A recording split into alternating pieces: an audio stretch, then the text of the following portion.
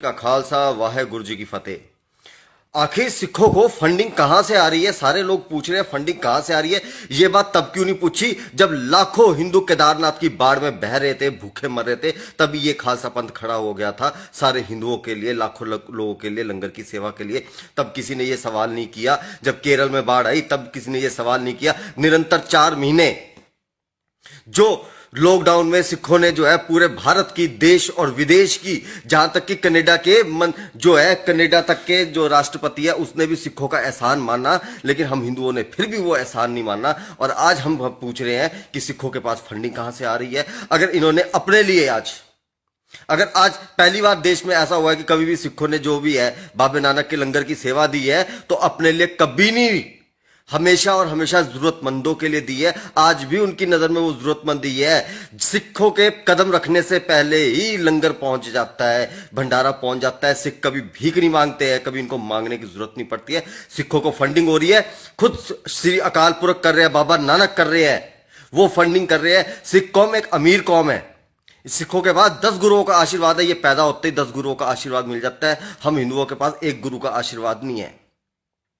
ये फर्क है सिखों और हम में। हमारे बोला जाता है कि 10 जन्म लेने के बाद तुम्हें एक गुरु की प्राप्ति होती है, लेकिन सिख धर्म में जैसे ही पैदा होते हो ना, सीधा 10 गुरुओं की प्राप्ति हो जाती है। ये फर्क है।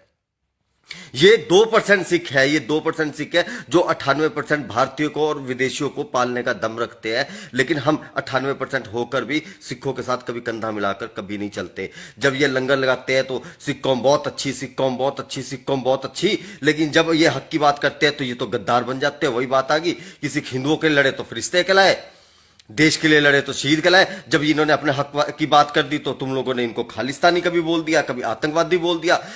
आज तुम बोलते हो हम देश बंद हो रहा है। 4 घंटे के लिए सिखों ने क्या बोल दिया पंजाब के लोगों ने कि देश को बंद करेंगे, तो तुम लोगों के जो है चिलूने लड़ने शुरू हो गए। लेकिन जब ये देश 6 महीने तक जो है मोदी ने लॉकडाउन करके रखा, बंद रखा, 3 लाख कंपनियां बंद हो गई, लाखों लोग जो है सड़कों पे आ गए, तब तुम लोगों की जीडीपी कौन सी हाई हो गई थी? कोई बताएगा मेरे को? ये दोगली जो तुम्हारी सोच है ना, इस सोच से मुझे बहुत चिढ़ है।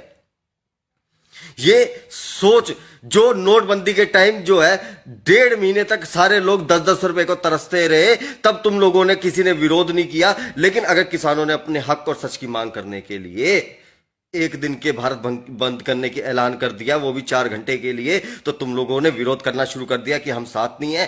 क्या हमारा हिंदू धर्म ये है, हमारे सनातन धर्म ने ये सिखाया है? हमें तो श्रीमद् भागवत गीता में एक ही बात सिखाई थी कि अधर्म का साथ देने वाला भी अधर्मी होता है। तो एक बात बोलूंगा कि जाकर जो है ना, थोड़ा सा जाओ, प्रसादा खाओ, बाबा नानक का प्रसादा है, वो प्रसादा खाओ, तुम लोगों की थोड़ी बुद्धि खुले, तुम लोगों को नजर आए।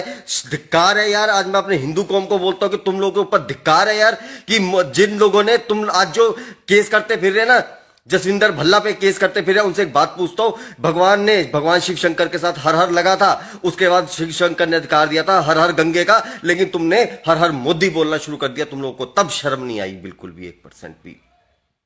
सिर्फ इनकी गलती यह है कि सिखों ने कभी लंगर की सेवाएं तो आज 550 साल से चल रही है, बाबे नानक के लंगर की सेवा, लेकिन सिखों ने कभी डिंडोरा नहीं पिटा। इन्होंने बैनर नहीं लगाए। हमारे लगते हैं बैनर, जाल चले जाना, मंदिर के बाहर चले जाना, वहां पे बैनर लगता है कि अगले महीने 21 तारीख को 2 बजे से जो है 5 बजे तक का भंडारा चलेगा, विशाल भंडारा चलेगा, और 1 महीने पहले पर्चियां काटनी शुरू कर देते हैं। यहां पर जाओ, मंगल रात का जो है मंदिर, यहां पर मैं गया उस दिन, वहां पे क्या हो रहा है, कहते हैं कि जिन्होंने पर्ची कटाई है उनको सिर्फ 1-1 पूड़ी मिलेगी। ये सच्ची बात है, जाकर देखो ये लंगरों के हाल है। ये चिंदी चोर की तरह एक तो हम लोग जो है सेवाएं करते हैं, उसमें भी 1-1 महीना पहले पर्चियां काटनी शुरू कर देते हैं। हमें अपने आप को सोचना चाहिए, ना कि हमें सिखों के ऊपर प्रश्न उठाना चाहिए। ये सेवाएं तो निरंतर चल रही है। आज तुम लोगों ने साबित कर दिया कि सिख अगर हमारे को बोलते हैं कि हम हिंदुओं से अलग नहीं है, जमीन और आसमान का फर्क है। क्यों? क्योंकि ये सेवा तो 500 साल से चलती आ रही है, लेकिन आज सिखों ने अपने साथ, तुमने देख लिया कि लाखों सिखों ने अपने लिए जो है थोड़ा सा जो है अपने सिख भाइयों के लिए, अगर हिंदू भी है, सिख भी है, राजस्थानी भी है, पूरे देश दिल्ली के लोग भी है, उनके लिए अगर कोई सेवा दे दी तो उसके लिए तुम लोग बोलते हो कि फंडिंग कहां से आ रही है। यह सवाल तुम्हें 550 साल से क्या लॉकडाउन के समय पूछना था, तुम लोगों ने पूछा। आज बोलते हो कि नहीं, ये इनका सेवा, इनको पाकिस्तान फंडिंग कर रहा है। सिख जो है ना, सिख अमीर कौम है, अमीर धरती के राजे हैं ये, समझे। सतयुग जो होता था ना, उसमें ऋषि मुनि होते थे जूड़े वाले, वही ऋषि मुनि है ये सारे सिख, जो जूड़े की प्रथा है इनकी।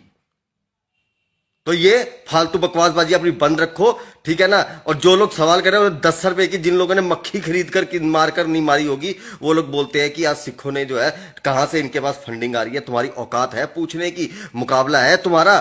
सिखों की दिरिया दली का जो है ना, विदेश तक ढिंडोरा पिटा हुआ है। और हम लोगों के मजाक जो है ना, अगर मैं बताऊंगा ना, किसी दिन बताऊंगा हमारे धर्मस्थलों में कैसे मजाक है। अरे हम लोग तो मर जाए, अभी मैं मर जाऊंगा ना, साले मेरे घर वालों को आफत पड़ जाएगी कि लाखों रुपए दफनाने के लिए, क्रियाक्रम करने के लिए कहां से लेकर आए।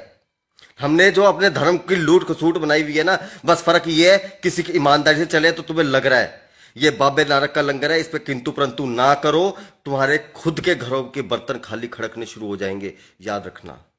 वाहे गुरु जी का खालसा, वाहे गुरु जी की फतेह, जय माता दी।